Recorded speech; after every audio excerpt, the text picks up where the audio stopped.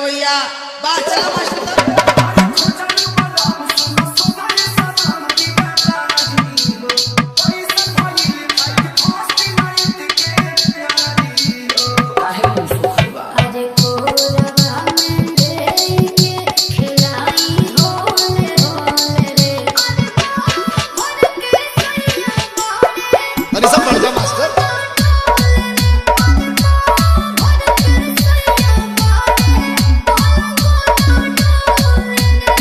हमरे औरत पे ढूंढ चलाई वो हम 150 रुपया देगा नहीं यार उतना ज्यादा क्या दीजिएगा डीजे विवेक डीजे विवेक डीजे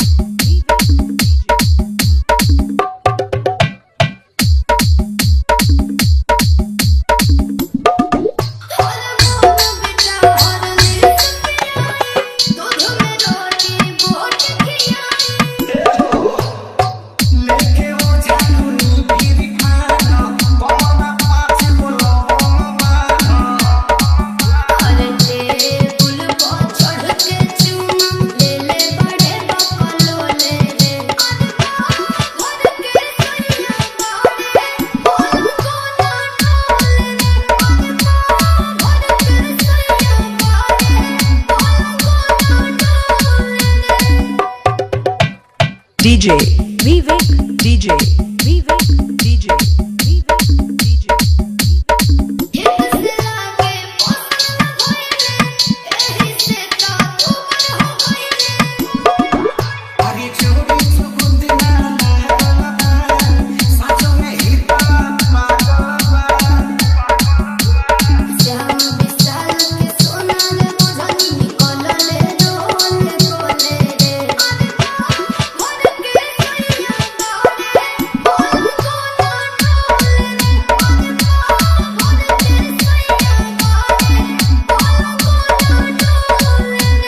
विवेक म्यूजिक मुजफ्फरपुर कांती साई।